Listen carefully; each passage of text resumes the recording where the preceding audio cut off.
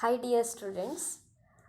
Dear students, today we will learn about new lesson of biology part, that is control and coordination.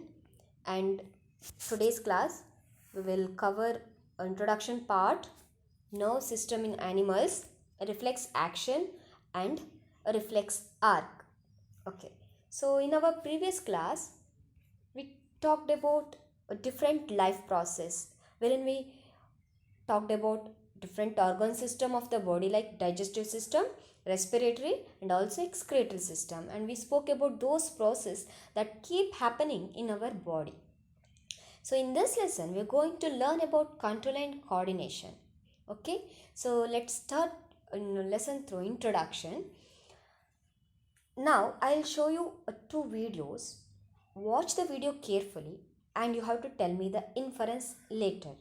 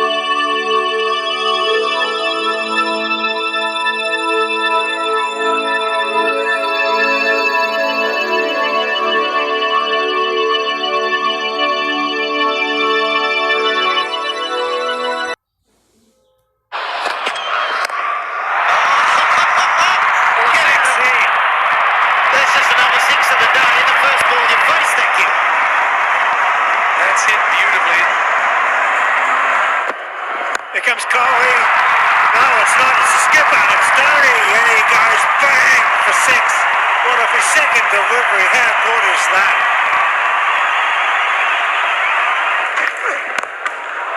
Oh, my word. Welcome back to spell number 3, Brett Lee. And then there's Downey. Oh, and he launches. The big baby works. There's 6. And 6 of the best. And he's gone down the ground. I think it's massive. He has cleared it. That is a phenomenal hit from Downey. Maybe he's timed it to perfection. Unbelievable cricket. Really unbelievable. Out he comes. And away she goes. That's some miss hit, isn't it? Oh, what a beauty. Great use of the feet heels. Oh, he won't catch this. Smith, that's over his head by a mile. A beauty. He's good, isn't he, Downey? There's so much talent out there. In the air. It's a short boundary. Okay, you saw two videos, right? Is there any similarities between these two videos? So what is the similarity in these two videos? There is one similarity. That is, can you guess what it is? It is movement. Okay, in both the videos we can see the movement, but these movements are different. Okay, see, in the first case you saw the germination of a seed. Seed grows right into plant. So and also we saw that that seedling that moves over the course of few days and then it pushes the soil aside and it comes out. Okay, suppose if this growth were to be stopped, then these movements would not happen, right? But in the second video is you see the cricket match. So when the bowler is bowling, the batsman he hits the ball. If he don't hit the ball, he could be out, right? To avoid it, he hits the ball. Meanwhile, that ball crosses the boundary. So what about this movement? This movement is not associated with the growth, but this is response to a change in environment of the organism. That is response to a stimuli. Okay, stimuli means changes. Okay, that we changes in the environment, we are responding for the changes. Cleared? Okay, so because of this movement, they may get some advantages. Let me show some of the movements. Okay, here you see some kind of movements, right? The cow is chewing and children are playing in a seesaw, and then cat is running. Okay, now these organisms, they may get some advantages of these because of these movements. See the first case, you see the buffalo is chewing. So when the buffalo chew the cud, it helps to break up the tough food so as to be able to digest it in a better manner. In the second case, you see children are playing and they're enjoying that, right? So they may get the pleasure and fun out of swinging. And in the third case, you see the cat is running, going on running. So it might have seen some rats, so to catch the rat, it is running. So all these movements are nothing but response to the environment, and all it has to be controlled carefully. Okay.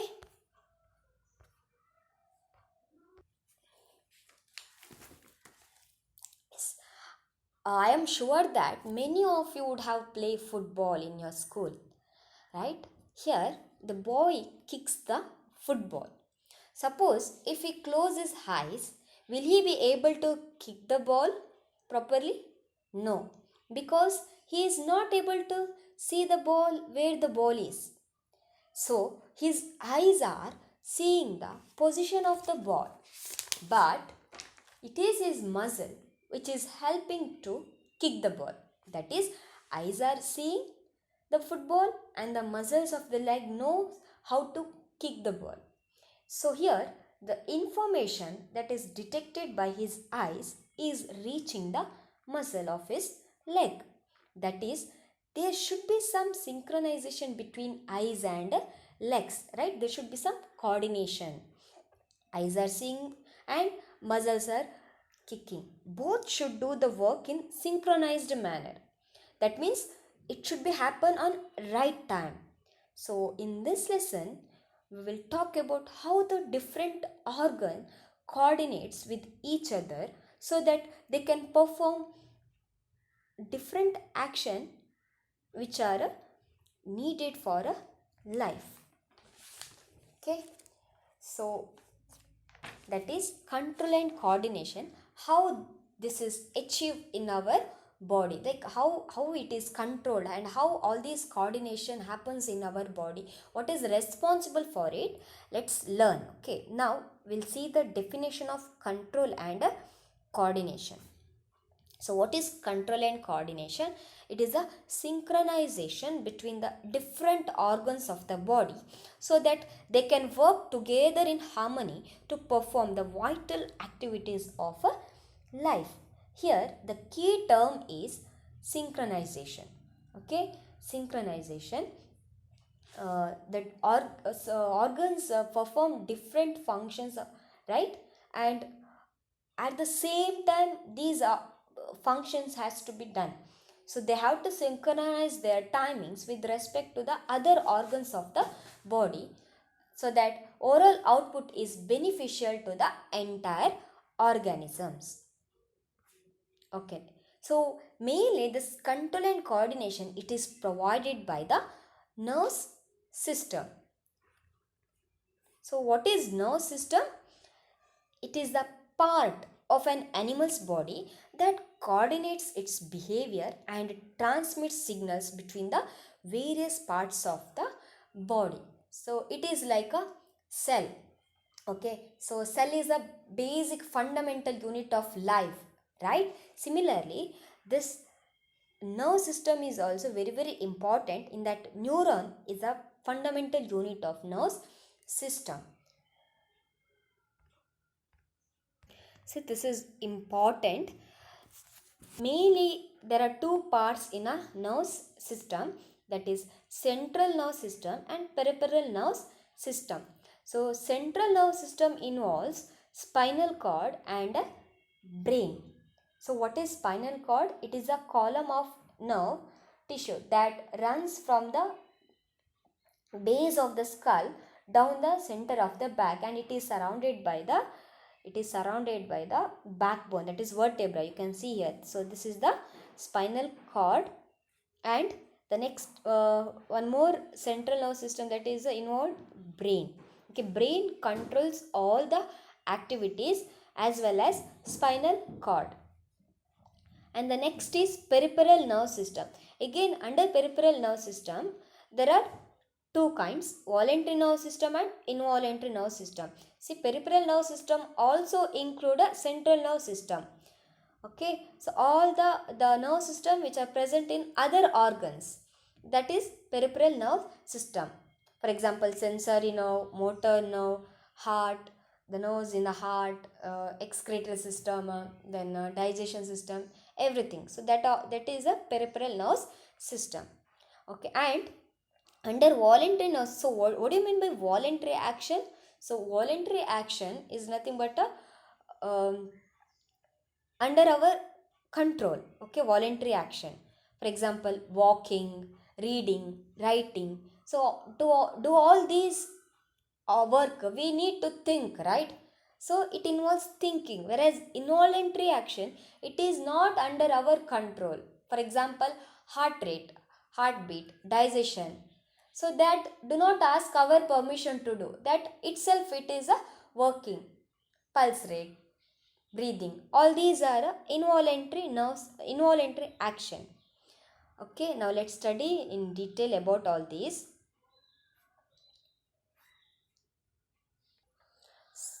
Okay, voluntary nerve system, mainly in that sensory neurons or sensory nerves, which carries the information from the receptor to the brain and the spinal cord.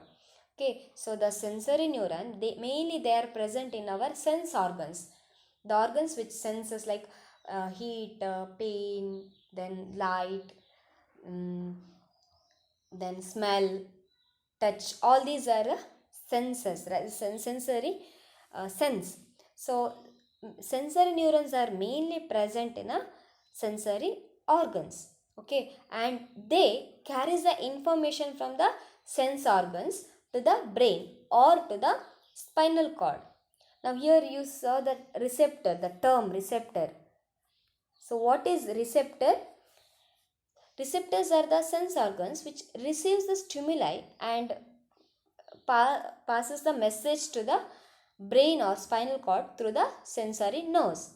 Okay, so sensory nerves carries the information from where? From the receptors. So mainly there are 5 receptors, photoreceptors.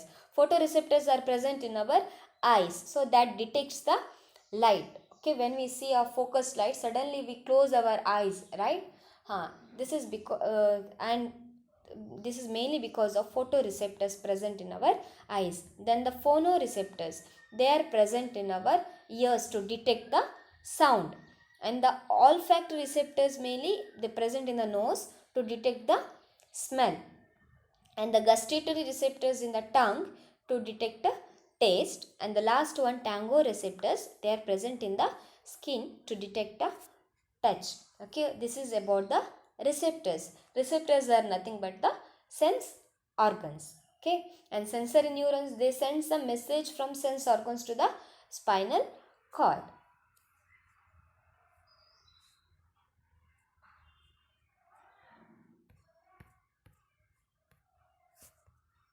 The next is what? Motor nerve. So the motor nerve that carries information from brain to the effectors. The motor nerve carries the information. See, the sensory nerve sends message to the brain, and motor nerve, it carries the information, that message from the brain or a spinal cord to the effectors. Here the effectors are nothing but the muscles or glands which responds to the information from the brain and spinal cord through the motor nerve. Okay, so all these are signals passes through the neuron. Okay, so what is neuron? It is the functional and structural unit of a nerve system, like a cell. It acts like a cell in the organs. So now let's see the function of neuron. So mainly it transmits the signals to the various parts of a body. That means all these signals are passed to the neuron in the form of electrical impulse. So the information, it is in the form of electrical impulse. Okay, so this structure is very important diagram. Now let's see the structure of neuron. Neuron consists these parts. Okay, they are nucleus and dendrite, cell body, it is also called as cyton, and then axon and the nerve ending. Now let's see the function of all these parts. Okay, function of axon, dendrite and cell body. See here you can see the neuron.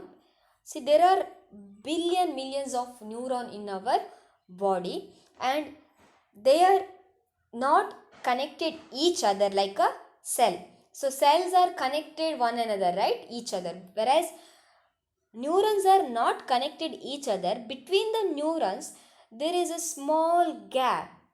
Okay, that gap is called synapse. Clear?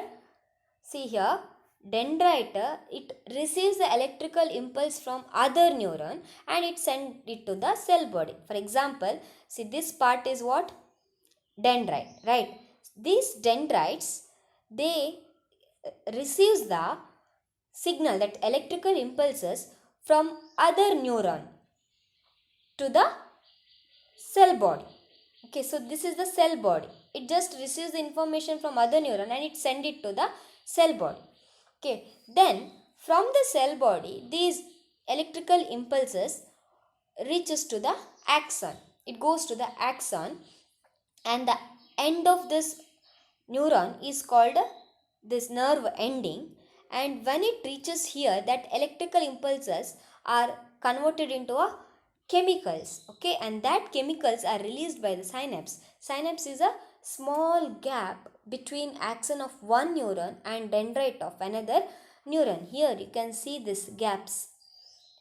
Okay, so this gap is called a synapse.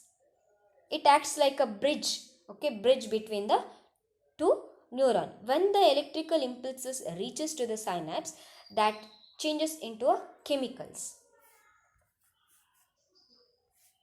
Okay, now let's see what is reflex action.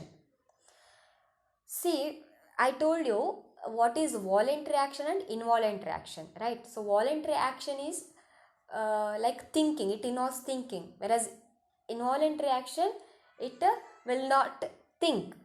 That means without thinking it happens, without the permission it occurs. Heartbeat, digestion, then respiration, etc.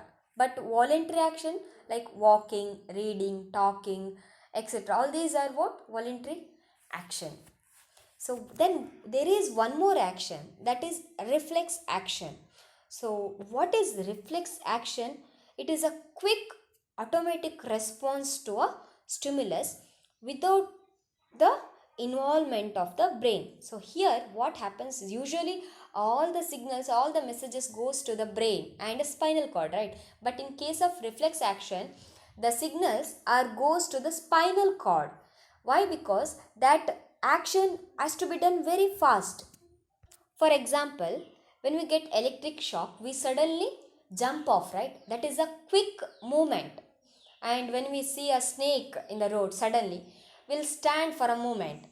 So all these are what? Quick movement. And when we touch unknowingly the hot object, suddenly we move our hand back. So all these are what? Reflex action. So this reflex action is not involved the brain. Okay, and that the path is called reflex arc. Here this image clearly tells us about the reflex action. See here the hot candle flame is there. When we touches this flame, what happens is the receptors which are present in the skin that sends the message to the spinal cord through the sensory neurons, and that detects the signal, and immediately that response that goes through the motor neuron, and finally it reaches to the muscle, that is effector.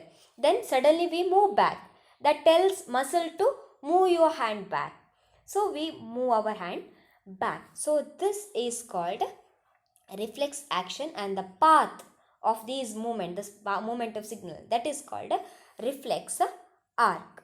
Okay, so what is reflex action? It is a quick and fast movement that will not involve the brain. Okay, so this happens within a fraction of a second. So when we see the light, focus light, suddenly either we close our eyes or we just keep our hand to our eyes, right? And when we hear noise suddenly or explosion, we close our ear. So all these happens within a fraction of second, and all these are called what? Reflex action. Okay, so I hope this is understood, and we have learnt about the nerve system, different types of nerve system, structure and function of neuron, and reflex action. The human brain will discuss in the next class. Thank you.